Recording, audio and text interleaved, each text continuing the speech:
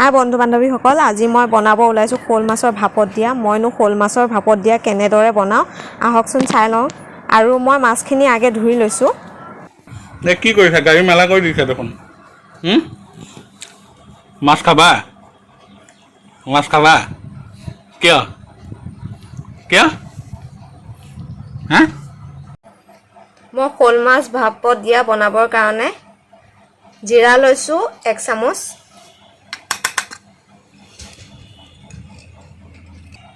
ধনিয়া লৈছোঁ 1 চামুচ গোটা ধনিয়া,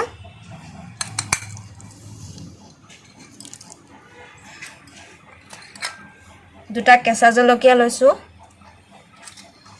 3টা শুকান জলকীয়া লৈছোঁ, নহৰু মই 5 ফুটা লৈছোঁ। এইখিনি গোটেইখিনি পিচি ল'ম।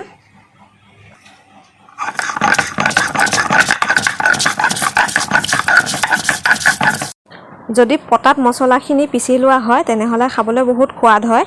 মিক্সিত পিচিলে ইমান সোৱাদটো নাহে, আৰু যদি গুড়া মছলাও দিয়ে তেনেহ'লে ইমানটো সোৱাদ নাহে। পাৰে যদি আপোনালোকে মছলাখিনি পটাত পিচি ল'ব।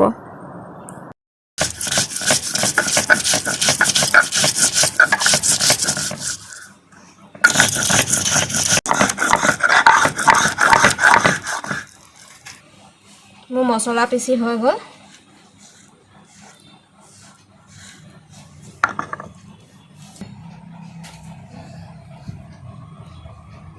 মই মছলাখিনি মাছত দি লওঁ। মই সোৱাদ অনুযায়ী নিমখ দি দিছোঁ। হালধি গুড়া মই 1 চামুচ দিছোঁ,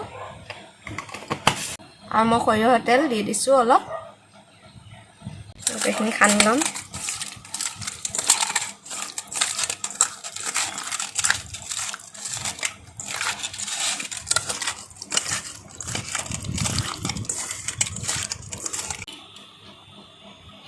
মাছখিনি মই এটা বাটিত দি লৈছোঁ।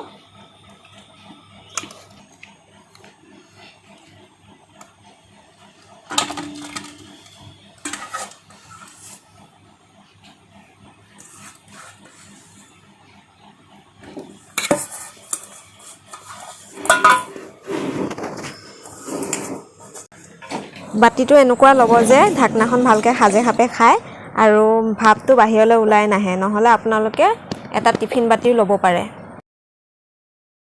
মই কেৰাহী পাতি ল'লোঁ। কেৰাহীটোতে পানী দি দিছোঁ মই।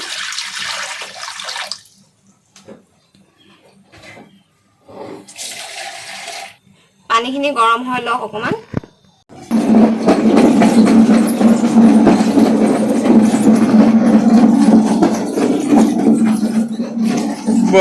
কি চলাইছে ল'ৰাই গাড়ী? পানী গৰম হৈ গৈছে। মই এনেকৈ ষ্টেণ্ড এডাল পাতি লৈছোঁ।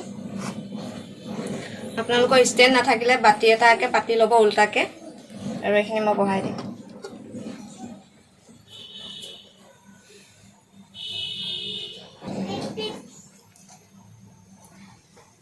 এতিয়া মই এনেকৈ ঢাকি ৰাখি দিম 15 মিনিট 20 মিনিটৰ কাৰণে।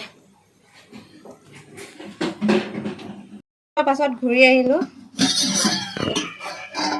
গেছ মই অফ কৰি দিলোঁ।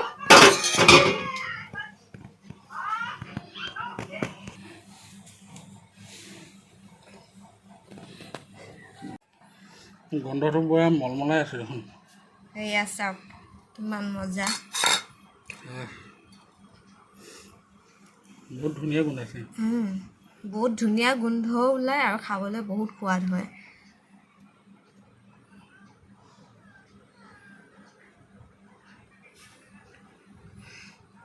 আপোনালোকে এনেদৰে এবাৰ ট্ৰাই কৰিব, খাবলৈ কিন্তু সঁচাই বহুত সোৱাদ হয়।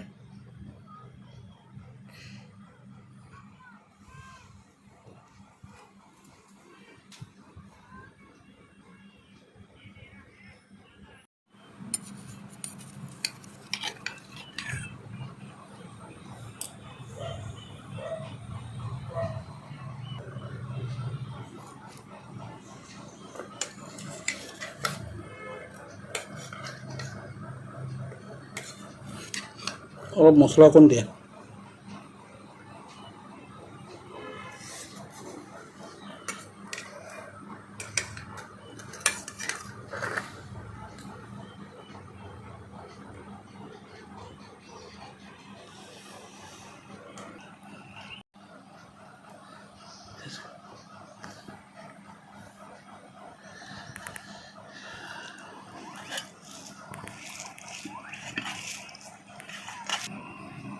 কিমান ধুনীয়াকৈ সিজি গৈছে চাওক।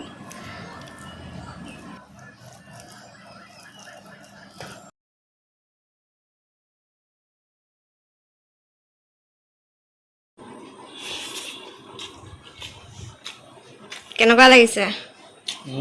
মজা, ধুনীয়া লাগিছে।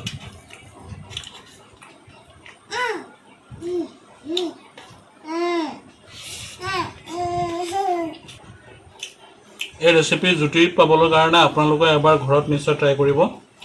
আৰু সঁচাই বহুতে ধুনীয়া লাগে এই ভাপত দিয়া মাছ।